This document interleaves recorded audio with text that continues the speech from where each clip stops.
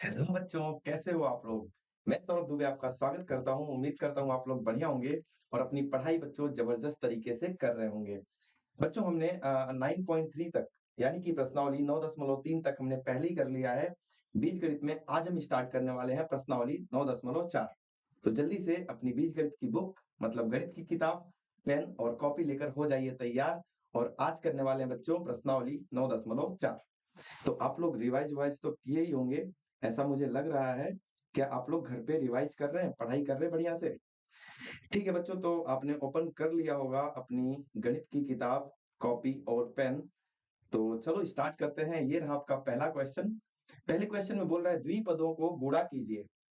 द्विपद क्या होते हैं आपको पहले ही बताया गया है कि ऐसे बीजीय व्यंजक जिसमें दो पद आते हैं उसको हम क्या बोलते हैं बच्चों? द्विपद। द्विपद का मतलब दो पद। तो यहाँ देखो, इसमें भी बच्चों दो पद हैं, पहला पद ये, दूसरा पद ये। इस वाले में भी बच्चों कितने पद हैं? दो पद हैं। तो इन द्विपदों को क्या करना है? हमें गुणा करना है। आइए सीखते हैं कि इन द्विपदों को गुणा कैसे करेंगे। तो सबसे पहले तो हम इसको गुणा की फॉर्म में, गुणा के रूप में लिख लेते हैं बच्चों। पहला टर्म ये है और दूसरा टर्म हमारा क्या है? 4x-3। क्लियर है बच्चों? इनको हमने गुणा के फॉर्म में लिख लिया। जरूरी नहीं है कि आप बीच में गुणा का चिन्ह लगाएं, आप ऐसे भी लिख सकते हैं इसको 2x+5 और दूसरे कोष्टक में क्या लिख देंगे बच्चों? 4x-3। ऐसे भी लिख सकते हैं। अगर दो कोष्टकों के बीच में कोई भी चिन्ह नहीं होता है, क्या बोला मैंने? दो कोष्टकों के बीच में कोई भी चिन्ह नहीं होता है तो वहां कौन सा चिन्ह मान लिया जाता है बच्चों? गुणे का चिन्ह। आ रही बात समझ में? तो आइए देखते हैं कैसे गुणा होगा। इसके पास भी दो पद, इसके पास भी दो पद, तो क्या करना पड़ेगा हमें? सबसे पहले एक काम करते हैं, इसका एक पद ले जाते हैं। पहला वाला पद क्या है? 2x। 2x को ले लिया और इसको पूरा ले लेना है। मतलब पहला वाला जाएगा पूरे में गुणा होगा। पहला पद जाएगा इसका पहला पद और इस पूरे में गुणा होगा। उसके बाद किसका नंबर है? दूसरे पद का। दूसरा पद क्या है बच्चों? प्लस का 5। अब ये जाएगा बच्चों और ये भी क्या होगा? इस पूरे में गुणा हो जाएगा। आपको ये लिखना समझ में आ गया? किसी एक द्विपद का पहला पद जाएगा पूरे में गुणा हो जाएगा, फिर दूसरा पद जाएगा बच्चों वो भी पूरे में गुणा हो जाएगा। ये लिख लिया आपने। आगे समझते हैं। अब ध्यान से देखिए, ये 2x इसके पास भी जाएगा बच्चों और ये 2x जो है इसके पास भी जाएगा, दोनों के पास जाएगा 2x। ठीक है, तो आइए 2x को पहले 4x से मल्टीप्लाई कराते हैं, इसको इसमें गुणा कराना है। तो पहले मैंने कैसे सिखाया था गुणा कराना? पहले चिन्ह, चिन्ह के बाद नंबर, नंबर के बाद बच्चों चर यानी कि अक्षर। चिन्ह, संख्या, उसके बाद से बच्चों अक्षर का गुणा होगा। तो आइए देखते हैं इसमें कैसे होना है। चिन्ह इसका भी क्या है? कुछ नहीं है तो प्लस, इसके सामने भी कुछ नहीं है तो बच्चों क्या होगा? प्लस। और प्लस को गुणा करेंगे तो प्लस ही आएगा। आ रही बात समझ में? प्लस लिखो या ना लिखो कोई फर्क नहीं पड़ता है। उसके बाद इसका 2 और इसका 4 मल्टीप्लाई होगा बच्चों, गुणा होगा। 2 4 जा 2 चौके कितना होता है बच्चों? 8। यहाँ पर आपको x दिख रहा है, यहाँ भी x दिख रहा है। ये दोनों x जब आपस में गुणा होंगे बच्चों तो क्या हो जाएगा? x की घात में 2, x स्क्वायर। आ रही बात समझ में?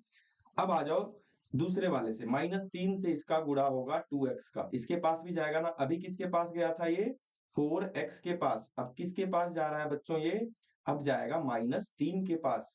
तो देखो, धन और ऋण का गुणा किया तो ऋण आ गया, धन और ऋण का गुणा किया तो ऋण आ गया। अब नंबर्स का गुणा करो बच्चों, 2 और 3 का गुणा करोगे तो 2 तिहाई 6 होता है बच्चों, 6 हो गया। 2 के पास x है तो यहाँ पे क्या आ जाएगा बच्चों? x। आ रही बात समझ में?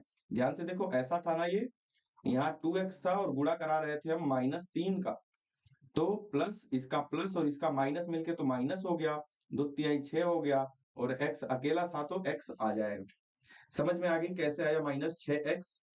ठीक है ना? अब ध्यान से देखिए, अब यही काम हम इसके साथ भी करेंगे। 5 पहले जाएगा 4x के पास, उसके बाद 5 किसके पास जाएगा बच्चों? ऋण 3 के पास। तो पहले 5 और 4x का गुणा करेंगे, दोनों धन के हैं तो उत्तर भी धन में आएगा बच्चों।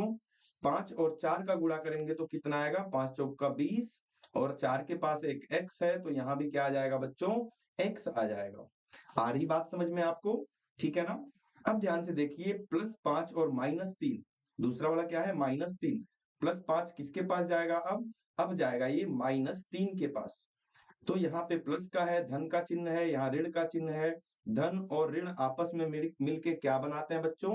ऋण बनाते हैं। Plus into minus is minus. धन और ऋण का गुणा करेंगे तो ऋण मिलेगा आपको। 5 तिहाई 15। क्या ये लाइन सारे बच्चों को समझ में आ गई? ठीक है ना? क्या इस लाइन में कोई समान पद है? कोई पद ऐसा है जो एक जैसा है? बिल्कुल, बिल्कुल। बीच वाले दोनों पद को देखिए ध्यान से बच्चों, बीच वाले इन दोनों पदों को। ये भी x का है और ये भी x का है। दोनों के पास बिल्कुल x है, एक जैसा x है। यानी कि ये दोनों समान पद हैं, ये दोनों आपस में जुड़ भी सकते हैं, घट भी सकते हैं। मतलब समान पदों को हम जोड़ भी सकते हैं, घटा भी सकते हैं। तो आइए इनको जोड़ घटा लेते हैं, जो भी हो रहा होगा। पहला क्या है? 8x स्क्वायर, 8x की घात में 2। क्या इसके जैसा इस लाइन में कोई और है? नहीं है ना? इसके जैसा इस लाइन में बच्चों कोई भी नहीं है। कोई भी नहीं है तो क्या करेंगे हम? तो हम इसको अकेला छोड़ देंगे। इसके जैसा देखो, कहीं भी x की घात में 2 है पूरा इस लाइन में, कहीं भी x की घात में 2 है, नहीं है ना? तो ये तो अकेला रहेगा, ये किसी के साथ नहीं जुड़ेगा। लेकिन इन दोनों को देखो, इसके पास भी x, इसके पास भी x। तो एक तो बच्चों आपका माइनस का 6 है और दूसरा प्लस का कितना है? 20। लिख रहा है ना? इसके सामने क्या लिखा है? माइनस का 6, ये रहा माइनस का 6 और ये क्या है बच्चों? प्लस का 20। माइनस का 6 और प्लस का 20, आंसर कितना आएगा? आप लोग 8वीं क्लास में, आपको आना चाहिए कि आंसर आएगा सर प्लस का 14। जिसको नहीं आता, डाउट है इसमें प्लस माइनस में, जरूर मुझे बताएं, उसकी मैं अलग से क्लास ले लूंगा। प्लस का 14 आ गया। इनके साथ x लगा है तो इसके साथ भी बच्चों क्या लग जाएगा? x लग जाएगा। आपको जोड़ना घटाना आता होगा, क्योंकि बच्चों आप 6वीं क्लास में भी पढ़े हैं जोड़ना घटाना, 7वीं क्लास में भी पढ़े हैं, अब आप 8वीं क्लास में